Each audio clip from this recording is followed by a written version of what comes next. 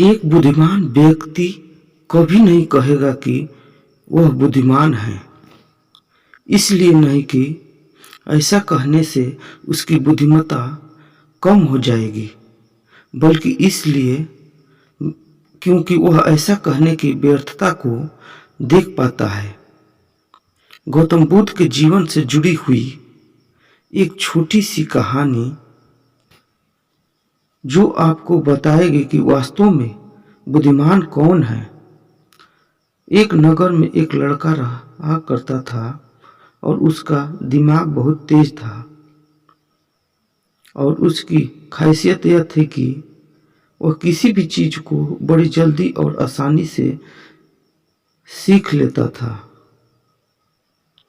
जहां अन्य लोगों को किसी काम को सीखने में महीने या वर्ष लगते थे, वहीं पर इस लड़के को उसी काम को सीखने में कुछ दिन लगते थे। उसकी ख्याति दूर दूर तक फैल गई थी और कहा जाने लगा था कि उस व्यक्ति के जितना बुद्धिमान कोई नहीं है। परंतु वह व्यक्ति तो जानता था कि वह भीतर से क्या है। हर व्यक्ति जानता है कि वह भीतर से क्या है, चाहे वो बाहर से कुछ भी दिखाए।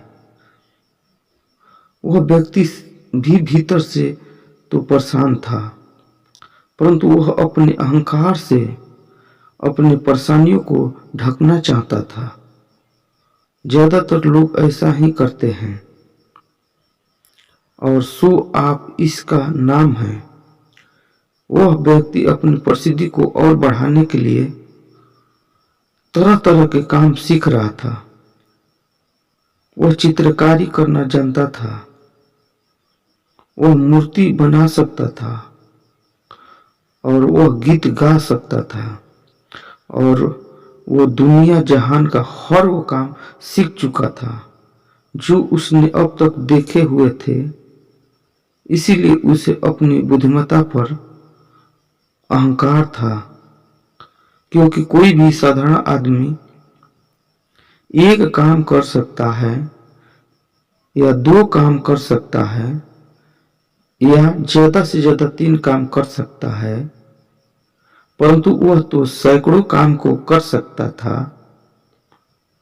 और बहुत अच्छे से कर सकता था। इसलिए उसे अपनी बुद्धिमत्ता पर अहंकार था। वह इस बात को अंदर ही अंदर मान चुका था कि उसके जितना बुद्धिमान इस दुनिया में कोई भी नहीं है। फिर एक दिन उसका सामना गौतम बुद्ध से होता है। उसे पहली बार एक ऐसा व्यक्ति दिखता है जिससे उसे ईर्ष्या होती है। अब तक उसने ऐसे लोग देखे हुए थे जो उसने ईर्ष्या करते थे, और जहां ईर्ष्या होती है वहां तुलना का होना निश्चित है। वह व्यक्ति अपनी तुलना गौतम बुद्ध के साथ करना शुरू कर देता है।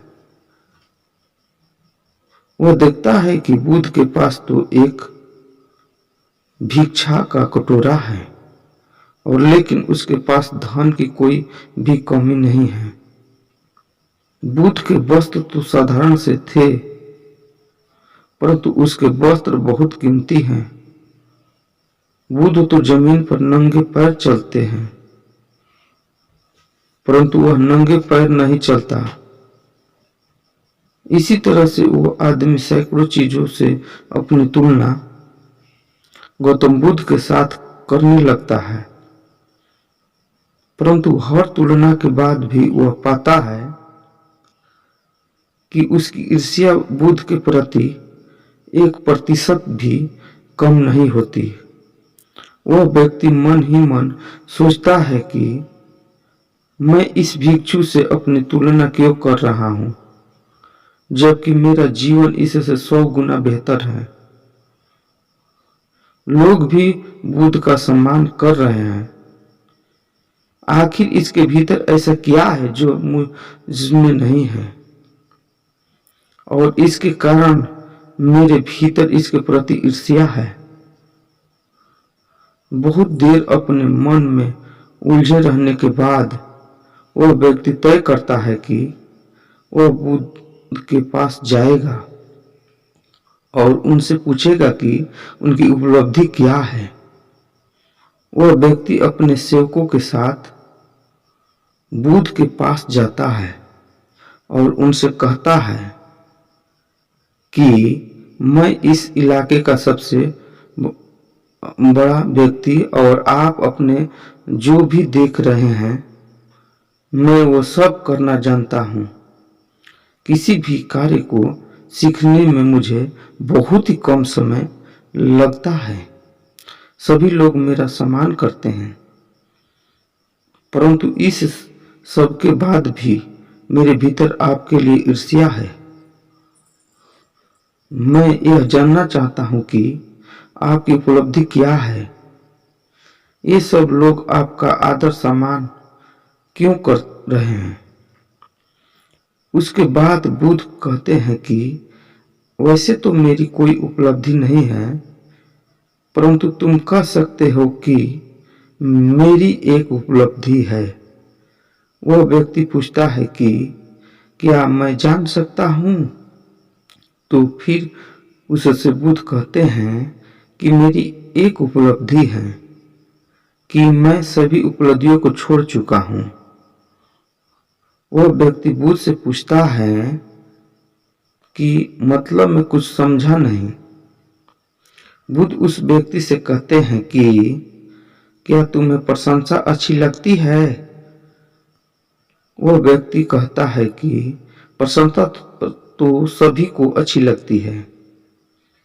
उसके बाद बुद्ध कहते हैं कि क्या तुम्हें निंदा अच्छी लगती है। तो वह व्यक्ति कहता है कि भला इस दुनिया में कौन है जिसे अपनी निंदा अच्छी लगे। उसके बाद बुद्ध कहते हैं कि जो तुम्हें अच्छा लगता है और जो तुम्हें बुरा लगता है, मैं इन दोनों से भी ऊपर उठ चुका हूं।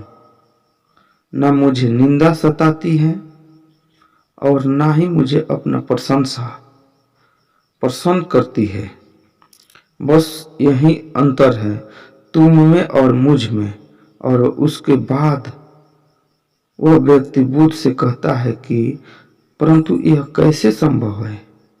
बुद्ध मुस्कुराते हैं और उस व्यक्ति से कहते हैं कि तुमने सैकड़ों काम सीखे, लेकिन एक सबसे जरूरी काम को तुम सीखना भूल गए। वह व्यक्ति बुद्ध से पूछता है कि कौन सा काम बुद्ध। बुद्ध कहते हैं कि आपने मन को नियंत्रण करना क्या तुम्हें आता है। बुद्ध की वह बात सुनकर वह व्यक्ति समझ जाता है कि ईर्ष्या का यही कारण था।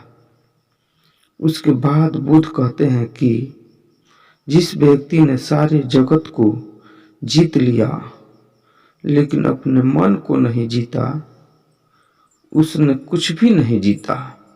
और जिसने अपने मन को जीता परंतु अपना सब कुछ गंवा दिया, फिर भी उसने सब कुछ जीत लिया।